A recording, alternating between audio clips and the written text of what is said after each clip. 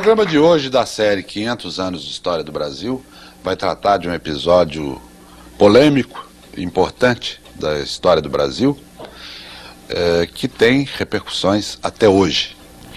Eu me refiro à Revolta Comunista de 1935. Mas nós vamos tentar nos concentrar num dos três focos da revolta, que é exatamente a cidade de Natal, capital do Rio Grande do Norte, que passou 3 dias sob o comando de um governo comunista. Para conversar conosco e nos ajudar um pouco a entender o que foi o Levante Comunista de 35, nós convidamos a professora Marli Viana, que é doutora em História, professora da Universidade Federal de São Carlos, que foi durante muito tempo militante do Partido Comunista, foi da direção do Partido Comunista, do Comitê Central e do Secretariado do Partido Comunista Brasileiro. E está aqui conosco também o coronel José Gutmann, que mais que uma testemunha, é um protagonista da história do Brasil, porque como oficial do Exército foi um dos participantes militantes do Levante no Rio de Janeiro.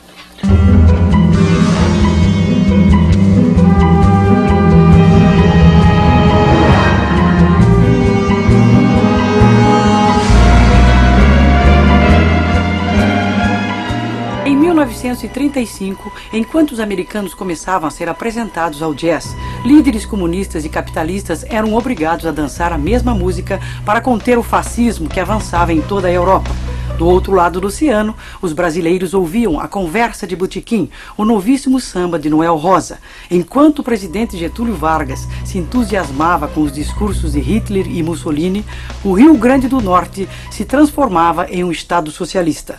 Em novembro de 1935, o Rio Grande do Norte viveu uma experiência inédita nas Américas. Durante 3 dias, o estado ficou nas mãos de um governo comunista. De armas na mão, um sapateiro, um sargento, um carteiro, um estudante e um funcionário público tomaram o poder na capital e em algumas cidades do interior. Anunciaram à perplexa população que agora quem mandava eram eles. Autoproclamados Governo Popular Revolucionário. Tudo começou às 7 horas da noite, quando um grupo de cabos e soldados ligados ao movimento revolucionário tomou, sem disparar um único tiro, o quartel do 21º Batalhão de Caçadores de Natal. Com mais armas e adeptos, marcharam para o QG da Polícia Militar. Ao final de algumas horas de pesado tiroteio, os comunistas tinham chegado ao poder, pelo menos em Natal. Dia 23 de novembro, era um dia de sábado, eu estava na Ribeira, na minha república, e a república que a gente chama aqui é o lugar onde a gente dorme, né? Durante o período de trabalho eu ouvi uma zoada de tiro, essa é 7 horas da noite. Aí foi que eu vim saber que tinha sido uma revolta, mas aí eles mandaram que eu viesse trabalhar no jornal, né? Aí eu vim trabalhar. Me deram um fuzil, mas eu não aceitei porque eu não sabia atirar, né? Aí encostei para um lado. Então eu fui trabalhar. Nesse tempo o comunismo não era muito bem aceito por alguns, né? Então empurrava tudo a gente para baixo, né? Mas deu para sair. Então eu trabalhei no jornal, paginei, compus, paginei também. Todos fizeram igual comigo e todos depois foram contra mim. A Revolta Comunista de 1935 nasceu fora do Brasil. Foi planejada meses antes em Moscou por Luiz Carlos Prestes e Antônio Maciel Bonfim, o Miranda, juntamente com lideranças da Internacional Comunista em Moscou. Internacional Comunista, organização conhecida também como Comintern, ou simplesmente IC, com sede em Moscou, era o comando internacional de todos os partidos comunistas do mundo. De sua direção fizeram parte Stalin, Mao Tse-tung, Palmiro Togliatti, Dolores Ibarruri e, a partir de 1934, Luiz Carlos Prestes. Não foi fácil para Miranda convencer os diretores do Comintern a apoiarem a Revolução no Brasil. Mas o secretário do PCB garantia que o país estava à beira da explosão, só faltava a faísca. A União Soviética enviou então para o Brasil homens e mulheres treinados, vindos de todas as partes do mundo, e para não correr riscos, os rebeldes fizeram trajetos muito bem planejados para chegar ao Brasil. Para despistar as polícias internacionais, Luiz Carlos Prestes vem de Moscou, acompanhado pela alemã Olga Benário, sua guarda-costas e que acabaria se tornando sua mulher. Passaram por Leningrado, tomaram um trem para Helsinki, na Finlândia, e daí vão para Estocolmo. Ficam alguns dias em Amsterdã, vão a Copenhague e depois a Bruxelas. Embarcam no trem para Paris e de lá vão até Rouen, de onde tomam um navio com destino a Nova York. No hidroavião vem pingando por toda a costa do Pacífico, na América Latina, até chegarem a Buenos Aires, de onde iniciam outro voo até a Florianópolis. A capital catarinense toma um táxi que os leva a São Paulo. Só da capital paulista é que embarcam finalmente para o Rio. O alemão Arthur Ernest Evert vem com sua mulher Elisa de Xangai, na China, onde faziam agitação pró-comunista. Chegam ao Rio com nomes falsos de Harry Berger e Machila Lensinski. De Buenos Aires via Montevidéu vem Rodolfo Ghioldi, sob o codinome de Luciano Busteros e sua mulher Carmen. De Nova York viaja para o Rio o radiotelegrafista Victor Allen Barron, militante do Partido Comunista dos Estados Unidos, destacado pelo Comintern para cuidar das comunicações entre os revolucionários e a direção internacional comunista em Moscou. Barron é o único agente que chega com seu verdadeiro nome. Da Bélgica vem Leon Jules Vallée, codinome do agente soviético Pavel Stuchevsky. Como quase todos os outros, vem acompanhado da mulher Alfonsine. Por último, chegam Franz Paul Gruber e sua mulher Erika. Gruber era o codinome de Johann de Graaf, agente soviético especializado em explosivos e sabotagem. No final de abril, todos os enviados estavam a postos no Rio de Janeiro, prontos para fazer do Brasil um país comunista. Luiz Carlos Prestes havia chegado ao Brasil no começo de 1935, mas o Právida despistava a polícia brasileira, noticiando que ele ainda se encontrava em Moscou. Em março, Prestes participava clandestinamente da fundação da Aliança Nacional Libertadora, a versão local das frentes populares que lutavam contra o fascismo na Europa. A ANL era bem diferente dos partidos políticos da época. Formada por ex-tenentes, liberais, comunistas e líderes sindicais, foi o primeiro movimento de massas do Brasil. O programa da ANL defendia ideias como a suspensão do pagamento da dívida externa, reforma agrária, liberdades civis e um governo popular. A adesão da população foi tanta que, em julho do mesmo ano, o governo decidiu proibir as atividades da organização. Com o fechamento, a ala comunista da ANL, sob o comando de Prestes, decidiu partir com tudo para a revolta armada. Em 1935, o Partido Comunista de Natal disputava espaço à direita com os integralistas de Plínio Salgado. A revolta comunista de 1935, que começou no dia 22 de novembro, em Natal, e terminou no dia 25 nas grutas da Serra de Doutor. Eu participei do começo ao fim. Participei sim como reservista de primeira categoria e pertencendo a uma facção política, o integralismo de Plínio Salgado, né? Então, se eu achei por bem defender, não só defender a pátria do banditismo, como também defender o meu partido. E a esquerda, com Café Filho, então um populista dono da Folha Operária, um jornal que apoiava os sindicatos locais. Natal era uma cidade pequena, calma, pacata, com a base operária muito reduzida. Onde o maior líder operário de Natal era um político, um jornalista chamado João Café Filho.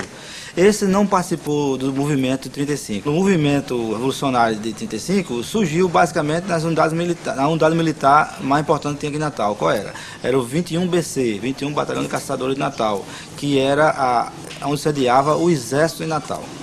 Então, foi lá, nessa unidade, que surgiu a rebelião que provocou o primeiro governo comunista da América do Sul. No começo do ano, foi eleita a nova direção local do PC. A secretaria política fica com o sapateiro José Praxedes e a direção com Lauro Lago, que até então era diretor da Casa de Detenção do Estado.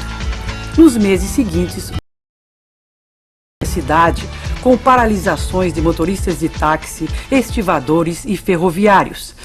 A agitação política acabaria batendo as portas do maior quartel militar da cidade, o 21º Batalhão de Caçadores. Como resultado da pregação dos comunistas entre os militares, acabaria nascendo uma célula do partido dentro do quartel, formado por sargentos, cabos e soldados. O jornal A Classe Operária, órgão oficial do PCB, circula livremente entre a soldadesca. A subversão preocupa o governo federal e Getúlio nomeia para o comando do 21º BC um homem de sua confiança, o coronel gaúcho Otaviano Pinto Soares, um linha dura conhecido entre os militares pelo rigor com que impunha disciplina à tropa. O novo comandante abre inquéritos e sindicâncias, manda punir vários soldados e anuncia que expulsará das fileiras do exército todos os envolvidos no que chamava de arruaças políticas. Em vez de controlar a situação, as medidas só fazem aumentar a efervescência política no quartel. A insatisfação reinante contribui ainda mais para beneficiar a pregação do Partido Comunista e da Aliança Nacional Libertadora. O sapateiro Praxedes é chamado ao Rio pela direção do partido para receber instruções. Ao retornar ao Rio Grande do Norte, leva na bagagem as primeiras armas que iriam compor o arsenal dos rebeldes. A importância que o PCB e a ANL atribuem a Natal podia ser medida pelas duas visitas ilustres que a cidade receberia em menos de um mês. Em julho, a ANL promove na cidade um comício chefiado pessoalmente pelo comandante da Marinha, Roberto Sisson, secretário-geral da organização. Em agosto, é a vez de aparecer em Natal o tenente Cilo Meirelles, membro do Comitê Central do Partido Comunista. Cilo Meirelles chegou em Natal às pressas. Vamos reunir o secretariado já para discutir e me dar papel aí, coisa, ver onde imprimir já um manifesto. Imediatamente vamos redigir uma coisa aí. Era contra Getúlio. Mas para botar eles oficiais, eles militares no poder. A orientação deixada pelos dois dirigentes não deixa dúvidas. Todos devem estar preparados para entrar em ação. Mas que havia a palavra de ordem de não ficar de braços cruzados diante de qualquer golpe. Tomar a frente. E qualquer iniciativa só deveria ser tomada depois que chegasse a Ordem do Rio. Cilo Meirelles deslocou-se para o Rio de Janeiro, por Sisson dessa vez. Deslocou-se lá, reuniu toda a cúpula militar e decidiram não fazer o movimento. Mas os comunistas de Natal não tiveram paciência de esperar pelas lideranças. No dia 23 de novembro, deflagram a Revolução.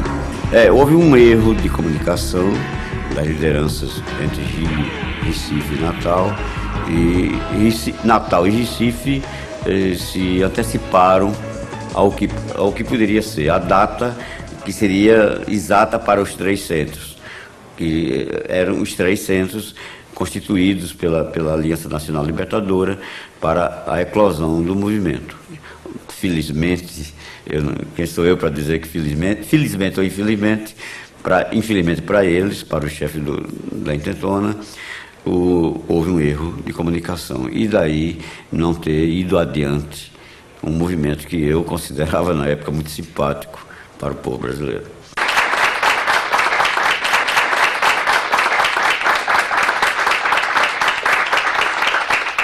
Bom, eu gostaria de começar o nosso primeiro bloco de debates fazendo uma pergunta que talvez nos ajude a resolver uma das muitas polêmicas sobre 35, que é exatamente a iniciativa da revolta. Professora Marli, em primeiro lugar, 35 foi uma iniciativa do Partido Comunista Brasileiro ou foi uma iniciativa de Moscou? Nem do Partido Comunista Brasileiro, nem de Moscou, em se tratando de Natal. Quer dizer, de Moscou não foi mesmo. Os partidos comunistas, eles eram seções da Internacional, tinham uma orientação geral, isso é evidente. E outra coisa que é importante dizer também é que o programa dos comunistas era tomar o poder, chegar ao poder como qualquer partido político e tomar o poder pela luta armada. Isso era não só uma tradição do Partido Comunista, como uma tradição dos tenentes. Agora, quando seria essa revolução? Isso aí não havia data marcada para isso. Como é que se explica que alguns dirigentes soviéticos assim, experientes, como o Dmitry Manilsky, né, aceitaram aquele diagnóstico, se convenceram daquele diagnóstico feito pelo Miranda, que dizia que o Brasil estava à beira de uma explosão, né, social, uma explosão revolucionária, que só faltava a gota d'água. O Brasil, a América Latina não era prioridade para o internacional. Dentro da América, a prioridade dele era os Estados Unidos. Eles achavam que, feita a Revolução Norte-Americana, o resto, desde aquela época nós somos o resto, viria espontaneamente. O clima de propício a uma explosão revolucionária não havia no Brasil. Prestes, não, objetivamente não. Certo. Agora é interessante. Bom, primeiro a vontade. O Prestes vem desde 33, 34, ele está pensando em voltar para o Brasil para fazer uma revolução. O Prestes, isso pelos documentos que eu vi, quer dizer, ele não perde a esperança de reviver a coluna. E ele acha que agora vai dar certo, porque agora ele tem a arma do marxismo para dar certo. Quer dizer, a sociedade esperava que alguma coisa mudasse, o golpe de quartel, essa perspectiva tenentista era muito forte. O senhor coronel, o senhor acha que havia algum motivo para que na União Soviética se interpretasse o Brasil como um país que estivesse à beira de uma explosão social revolucionária? Com informações falsas era possível. Porque não estava? Não estava, não. A gente sentia que havia uma ebulição normal, política, quando a Aliança Nacional Libertadora fazia comícios. Havia esse... Mas no país todo ou só na capital? Principalmente nas capitais mais importantes, Rio e São Paulo. E também nos quartéis havia uma certa insatisfação. Havia muita coisa errada. O Miranda transmitiu um quadro tão otimista para os dirigentes da Internacional Comunista que eu me lembro do Prestes ter me contado numa entrevista que o próprio Manuilski tinha na sala de trabalho dele em Moscou um mapa do Brasil com alfinetes coloridos, centenas de alfinetes, que segundo Miranda, cada alfinete daquele era um foco pronto para explodir a revolução, bastava que chegasse lá e dissesse a luta. Então, não se pode também atribuir a Moscou o equívoco, eles foram induzidos a erros, supostamente. Havia uma divergência sobre estímulo, patrocínio a frentes populares ou levantes armados, e aparentemente, pelo que se sabe, a Internacional Comunista tinha decidido não apoiar mais levantes armados, mas apoiar as frentes populares. Por que teria endossado a proposta de revolta levada pelo Partido Comunista aqui no Brasil? A nossa revolta, o levante que fizemos no terceiro, por exemplo, foi uma consequência do que houve em Natal e em Recife. Sei. Não apoiava.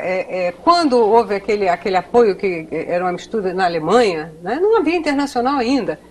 Isso de dizer que... E é muito complicado, um país, uma das grandes contradições foi da União Soviética, você ser ao mesmo tempo um país que quer se firmar e ter boas relações diplomáticas e ao mesmo tempo está sustentando a revolução em outro país. A revolta de Natal surpreende até o líder máximo do Partido Comunista Brasileiro, que estava no Rio de Janeiro, Luiz Carlos Prestes, e é exatamente isso que a gente vai ver no segundo bloco do documentário de hoje.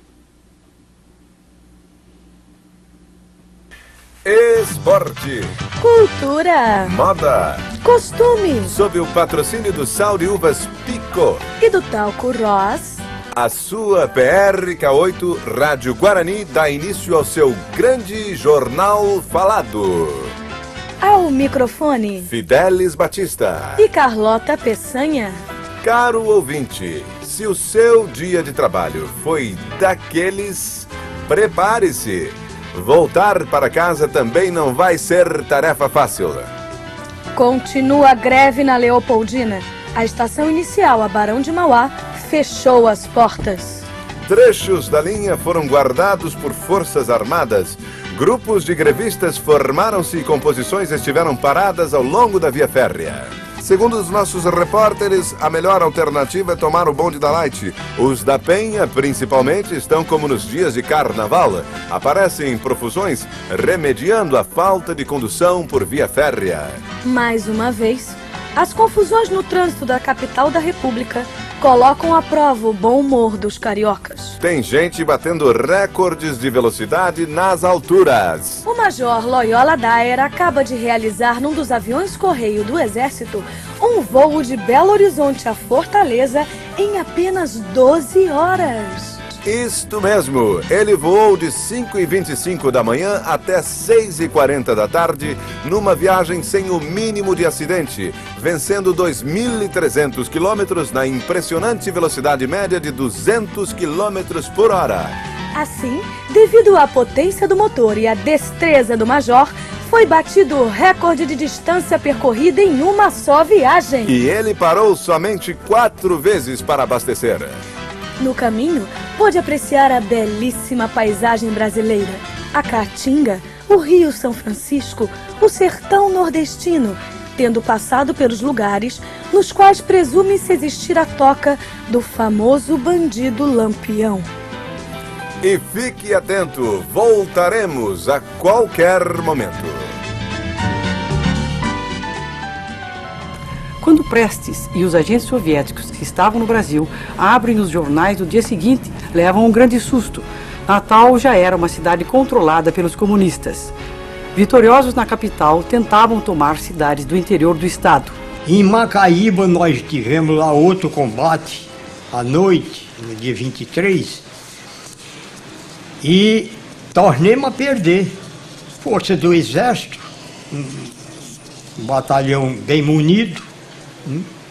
A gente era arma velha, muitas vezes até imprestável, mas a gente lutava mesmo desse jeito. Eles não, eles tinham arma, e era por isso que eles ganhavam o terreno, né? Quando foi no dia 24, aí perdemos em Macaíba. No dia 24, outra, para tudo à noite, para Bom Jesus. Hoje deve ter outro nome. Hoje é Bom Jesus. Nessa época era Panelas, a cidadezinha aqui, que hoje é Bom Jesus. Então, se perdemos novamente, enfrentei a batalha. Eu, como um reservista de primeira categoria, enfrentava não como um comandante, mas enfrentava ajeitando. Eu tinha prática, mais ou menos, da missão do Exército, né? E queria defender o meu partido, o integralismo de Plínio Salgado. Então, se eu perdemos, eles marcaram para antigamente Riacho, hoje é que é Bom Jesus. Tornemos a perder. Perdemos 3 vezes. Na realidade, a Revolução Comunista explodiu no Rio Grande do Norte, no quartel do Exército. Foi um movimento liderado por cabos, tenentes, cabos, sargentos e soldados. A ele aderiram os que, no ano anterior, 34, tinham sido derrotados nas urnas pela oposição. Eram do governo e foram derrotados. Então houve esses 3 ataques simultâneos. A cadeia, a Esquadrão Cavalaria da PM rendeu-se logo, né? 2, 3 horas de tiroteio. Depois a casa de detenção também, com poucas baixas, feridos, também caiu à meia-noite do dia 23. Essa casa de detenção era dirigida por Lauro Lago, que veio ser um dos membros do governo revolucionário popular.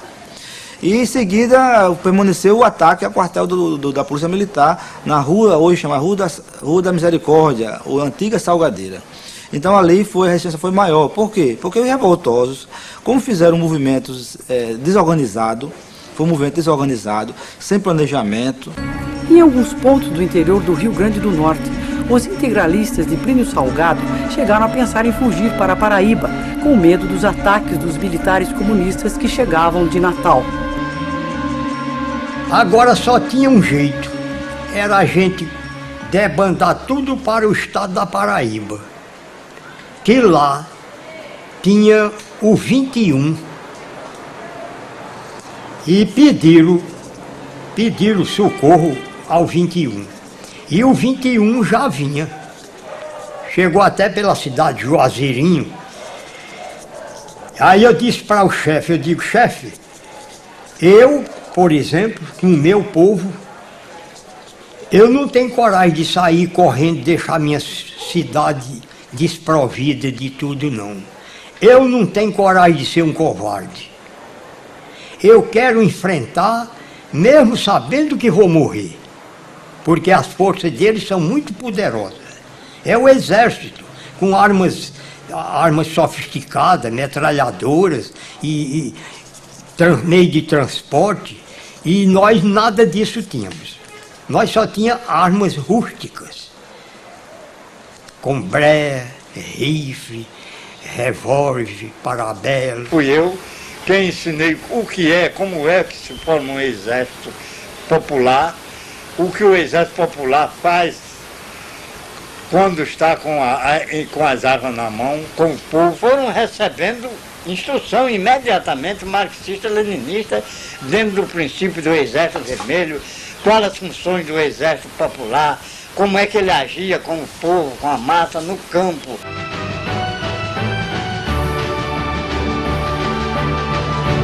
Seu secretariado, os policiais de plantão na cidade e os oficiais que se encontravam fora do quartel dividiram-se na fuga. Parte escondeu-se na casa do cônsul honorário do Chile. Alguns se espremeram no avião Croix du Sud da companhia Lutequer, que estava na cidade, e o restante decidiu resistir no quartel da Força Pública Estadual. Os oficiais presos foram encarcerados em navios que se encontravam atracados no porto. Uma única edição feita às pressas do jornal Liberdade anunciava à população que o poder estava nas mãos da Aliança Nacional Libertadora, que acabara de instalar o governo popular revolucionário, cujo comando era composto pelo operário José Praxedes de Andrade, o sargento Quintino de Barros, o carteiro José Macedo, o estudante João Galvão e o funcionário público Lauro Lago. Foi um misto de insurreição política e carnaval. Populares aderiram aos revoltosos, invadiam os quartéis ocupados, roubavam os fardamentos guardados nos depósitos e saíam pelas ruas vestidos de soldados. Os bondes passaram a ser gratuitos por decreto revolucionário. Os cofres do Banco do Brasil foram arrombados e o dinheiro, milhares e milhares de contos, uma fortuna, foi expropriado e distribuído entre a população. A zona liberada estendeu-se por mais meia dúzia de municípios do interior. Dominaram com certa facilidade a resistência à vida no quartel da Polícia Militar e passaram justamente, tentaram prender o governador. O governador estava numa solenidade no Teatro Alberto Maranhão, mas ao pressentir que havia alguma coisa aí da normalidade, amigos tiraram ele e numa casa da própria Ribeira, que era a Cidade Baixa, esconderam o governador, que passou 3 dias aguardando o término dessa rebelião. Eles dominaram a cidade, mas não havia comando. Era só um cabo do exército, era um sapateiro, e pessoas desclassificadas e sem nenhum conhecimento, nem autoridade. Então a cidade, durante os 3 dias, foi entregue à desordem, ao crime. Eles, por exemplo, saíam em caminhões, tomaram todos os automóveis e era uma farra. Eu era tipógrafo e, modéstia à parte, eu era um bom tipógrafo, sabe? Agora eu fazia os boletins deles, procurava disfarçar para não descobrir que os boletins eram feitos lá na gráfica onde eu trabalhava, então eu mudava os tipos, né? Eu botava tipos que toda tipografia tinha, né?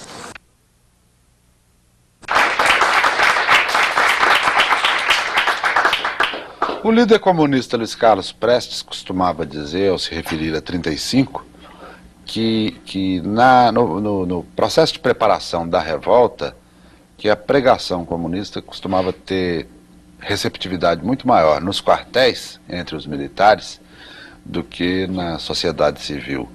Eu gostaria de saber do coronel Gutmann, que era oficial na época, que participou, que foi protagonista de todo esse processo, por que isso acontecia? Qual a razão dessa sedução dos militares por ideias revolucionárias, por ideias marxistas? Porque um dos expoentes da Revolução no Brasil é Luiz Carlos Prestes. E nós nos acostumamos a admirá-lo desde garoto. Já era um movimento tenentista que se encaminhava para seguir o caminho do comunismo através da pessoa do Prestes. porque não havia ninguém doutrinando no colégio, não havia uma célula comunista no colégio militar, nada disso. Então era coisa inspirada pela pessoa do Prestes. O movimento operário era muito reprimido nessa ocasião, quer dizer, então quem vai representar aqueles anseios democráticos mais generosos da sociedade e com apoio de boa parte da sociedade são os militares, que são pessoas de curso superior, numa sociedade ainda se estruturando, a Primeira República no Brasil, e com armas na mão. Isso tem muita importância. Que no fundo, os comunistas um pouco... O que foi uma grande festa, porque o levante de Natal, ao contrário, ficou praticamente 3 dias, porque o levante foi no sábado, 23, às 7h30 da noite, durou domingo, segunda e terça. Terça-feira de noitinha já começaram a se despertar, e na quarta-feira de manhã a cidade já estava tomada, né? Mas houve uma euforia muito grande, porque foi um movimento, não houve morte. Houve um soldado no quartel da Polícia Militar, que tinha, Luiz Gonzaga, tinha apelido de Doidinho, que morreu, parece que por imprudência dele, por acaso, né? Não se conta. Aliás, no levante do Terceiro RI morreram 2 pessoas, essa história de oficial dormindo, de coisa, isso tudo ainda. Vamos falar disso no próximo bloco. Então, isso ele pode contar bem. Então, em Natal, o que houve? Eles decretaram logo o seguinte: olha, transporte gratuito, pão de graça para a população, leite de graça. Foi uma festa. As pessoas saindo no bonde, passeando. Não se pagava mais passagem de bonde. Os oficiais do Exército sumiram, né? Que houve, requisitaram os carros, que houve alguns saques, sem dúvida nenhuma, é impossível, porque Natal foi um movimento popular realmente, né? Uns diziam que era coisa de Prestes, outros que era da Aliança Nacional Libertadora, a maioria dizia que era de Getúlio, para colocar o Mário Câmara no governo. Quer dizer, então foi um movimento, de certa forma, que se tentou organizar, não foi possível, 4 dias.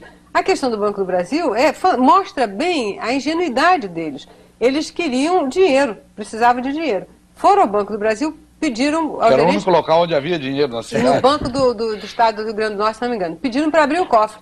O gerente disse que não abria de jeito nenhum, nem ia dar a chave para ninguém. Eles ficaram quietos, foram buscar um operário com maçarico, arrombaram os cofres, encheram latas de lixo, levaram tudo para a Vila Cincinnati, onde eles estavam, e começaram a distribuir dinheiro para a população. Se fizer uma conversão do que foi retirado dos cofres do Banco do Brasil na época, dá mais de 1 milhão de dólares. Mas a maioria foi coisa da polícia porque os populares e os revolucionários, aqueles que, da mesma forma que eles pegaram, eles devolveram. Era a polícia chegar e pedir, e a polícia ainda levava o que era do governo e o que ainda era economia das pessoas, né? As francesas querem égalité. As mulheres mais elegantes do planeta estão exigindo seus direitos. Entre as principais reivindicações estão o direito ao trabalho e o direito ao voto feminino. Para as feministas, é fundamental que todas as carreiras estejam abertas às mulheres. Nas mesmas condições que os homens, com as mesmas possibilidades de remuneração. O voto feminino, por sua vez, já está sendo reconhecido por algumas organizações francesas como uma das reformas mais necessárias da Constituição. Enquanto isso, as brasileiras estão um passo adiante. Além de podermos votar desde 1932, é sempre bom lembrar que já temos a primeira deputada federal do Brasil, doutora Carlota Pereira de Queiroz, eleita ano passado para a Constituinte de 1934. E vamos ao futebol. Finalmente vencemos os argentinos. O selecionado de craques cariocas e paulistas derrotou agora há pouco em São Januário o poderoso River Plate de Buenos Aires por 2-1. O jogo foi uma revanche exigida pela torcida brasileira. O placar foi um tanto magro. Ainda mais diante dos elásticos 4-2 e 4-1 impostos pelos argentinos ao Botafogo e ao Vasco da Gama. Mas serviu para mostrar que o Clube dos Milionários, apelido dado ao River Plate por ter os jogadores mais bem pagos da América, não é imbatível. E com a honra do futebol nacional devidamente preservada, vamos nos despedindo. Com o patrocínio do Sal de Uvas Picot e do Talco Ross, encerramos aqui mais uma edição do Grande Jornal Falado. Até breve. Até breve. Os militares comunistas do Recife se entusiasmaram com as notícias vindas da vizinha Natal e no dia 24 de novembro também decidem agir sem esperar as ordens das lideranças no Rio. Em 23 de novembro de 1935, arrebentou o movimento revolucionário no 28 Batalhão de Caçadores em Natal. Logo no primeiro dia, eu pessoalmente recebi um radiograma e tomei todas as medidas necessárias no sentido de comunicar o comando da Revolução, que se achava reunido permanentemente, e recomendando de que não levantassem o batalhão, não deflagrasse a Revolução em Recife no dia de domingo. Isto porque, nessas condições, os quartéis ficam semi-vazios. No dia 24 de novembro, era um domingo, nós íamos reunir o Comitê Militar no sentido de planificar a melhor maneira do levante.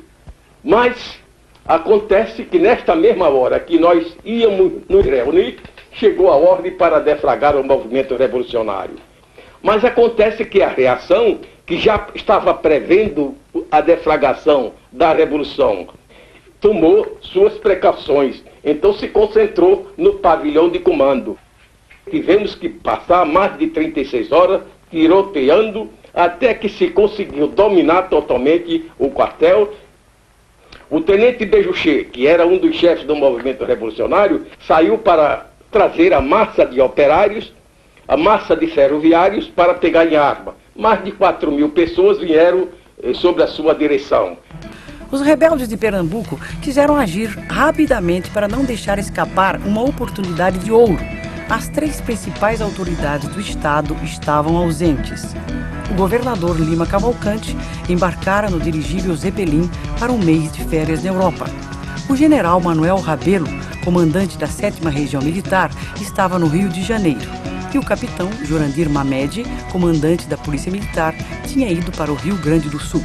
Mas mesmo com as autoridades fora do estado, nem tudo saiu como Lamartine Coutinho e Cilo Meireles esperavam. As tropas comandadas por eles só conseguiram ocupar o 29º Batalhão de Caçadores, sediado em Recife, depois de um forte tiroteio. Em seguida, os revolucionários marcharam para Olinda, onde foram recebidos com festas pela população nas ruas da cidade. A situação em Pernambuco provocou a ira de Getúlio. Antes mesmo de ter recobrado o controle de Natal, o governo começou a deslocar tropas de outros estados para sufocar o levante de Recife e Olinda. Horas depois, os batalhões de caçadores de Maceió e João Pessoa já marcharam sobre Recife. A ordem era esmagar a rebelião por todos os lados e não permitir que seus líderes escapassem. A revolta em Pernambuco ia durar menos de um dia. Antes do anoitecer, no dia 25, o levante estava contido. Os quartéis tinham sido retomados e todos os revoltosos estavam presos. A meu ver, o comando da Revolução cometeu um grande erro, porque aquela massa, sem estar enquadrada entre os militares, que eram verdadeiros técnicos do ponto de vista militar, começaram a sair pelas ruas, tiroteando à torta e à direita. Isto prejudicou muito a coesão da força revolucionária, a falta de organização. Desde o primeiro dia, os comunistas que governavam Natal davam mostras que não se entendiam entre eles mesmos. Além das divergências internas, o governo comunista de Natal também enfrentava a chegada das tropas do governo federal. Getúlio e seus aliados não estavam dispostos a aturar aquela experiência socialista em pleno Nordeste brasileiro. Com a revolta precipitada em Natal e Recife, Prestes e os agentes mandados por Moscou também são obrigados a agir no Rio de Janeiro. No dia 27 de novembro, os comunistas tentam tomar o 3º Regimento de Infantaria na Praia Vermelha e a Escola de Aviação no Campo dos Afonsos. Mas o Exército e a Marinha, fiéis ao governo, agem rápido e, algumas horas depois, os rebeldes são dominados.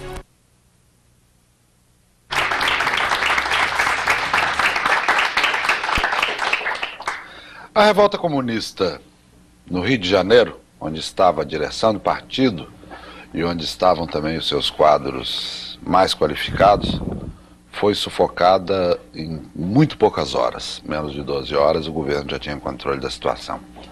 O que eu gostaria de ouvir dos nossos convidados, inicialmente do coronel José Gutmann e depois da professora Marli, é o seguinte: o fato do partido ter decidido pela eclosão aqui no Rio de Janeiro, onde se concentrava o grosso das forças do governo federal, isso foi excesso de audácia ou foi, em alguma medida, um pouco de ingenuidade da direção do partido achar que podia enfrentar o governo federal aqui, nas barbas da capital da República?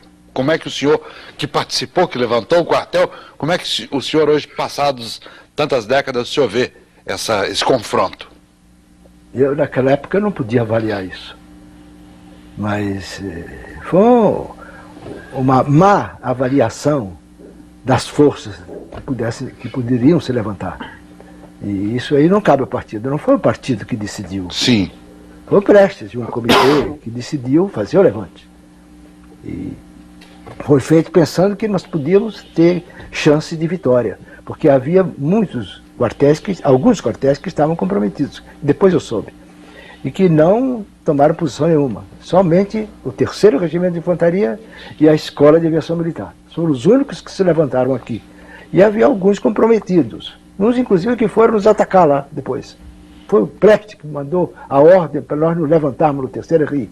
Que eu recebi a ordem não diretamente dele, mas do Leiva Zotero, que me avisou de noite, na véspera, no dia 26, que o levante ia ser feito aqui, naquele dia. Eu não fiquei surpreso, porque, se já começou lá, e já não sabia direito como estava lá, então vamos fazer. É aquela revolução que nós estávamos preparando, então vamos fazer.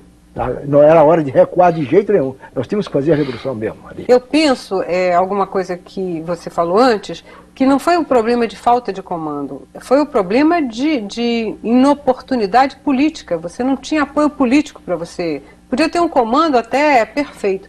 E as coisas muito em cima da hora, como o Rio de Janeiro só vem a saber mais ou menos dia 24, 25. Sabe quando é que eles decidem o levante aqui? No dia 25 de noite. Vocês receberam as ordens dia 26, para levantar na madrugada de 26 para 27. E o Prestes diz, o argumento dele é esse, nós não podemos abandonar os nossos companheiros do Nordeste. Exatamente. Nós não podemos abandoná-los. Eles fizeram certo ou errado, nós temos que apoiá-los. Porque ele estava doido para fazer a revolução.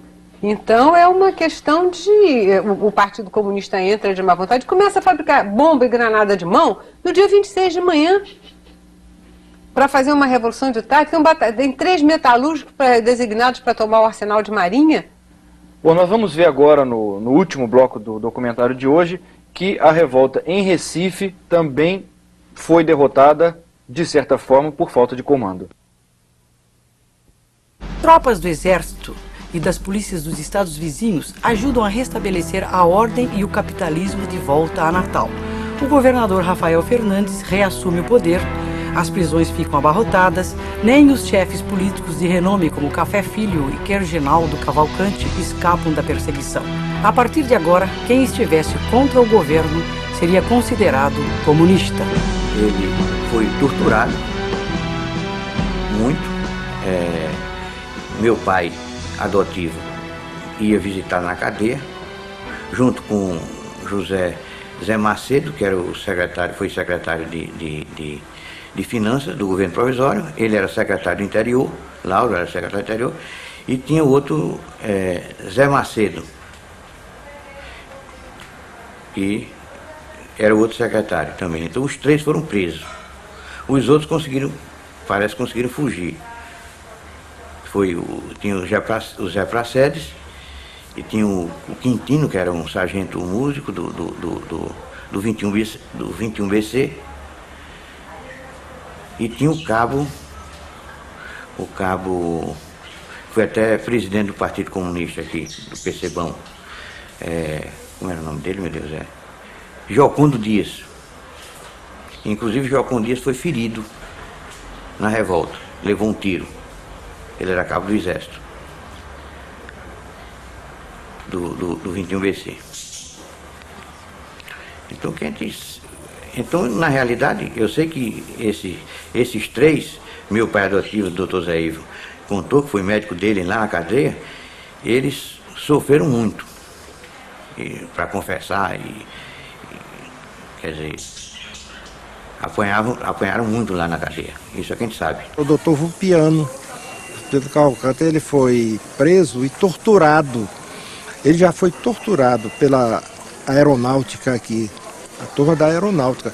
ele quase que quebra, arrebenta os dedos dele e choque elétrico e muita coisa, sabe? O meu nome é Lúcio José Cavalcante, sou filho de Lauro Lago, mas tem um nome, o sobrenome, vamos dizer assim, que não é Lago, é Cavalcante, porque eu fui dado, ainda com 3 meses de idade, fui dado para ser criado por outra família, a família de José Ivo Cavalcante, de onde provém meu nome.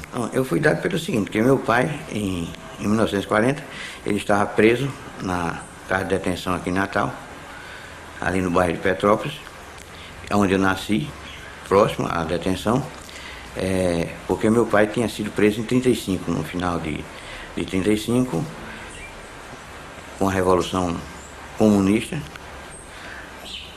aqui no Rio Grande do Norte, aqui em Natal, e minha mãe estava doente. Quando eu nasci, ela ficou tuberculosa, por conta das necessidades que passou, e devido a isso, José Ivo era médico e passou a tomar conta de mim, a me criar, para não morrer. Até hoje em Natal, testemunhas da revolta divergem quanto ao comportamento dos comunistas durante seu efêmero soviete brasileiro. Cometeram vários crimes. O agente da costeira era uma pessoa que já havia chegado há pouco tempo em Natal. Vendo aquele movimento, ia passando um caminhão cheio de soldados, com armas. Ele perguntou de braços abertos o que havia. Foi barbaramente assassinado com um tiro.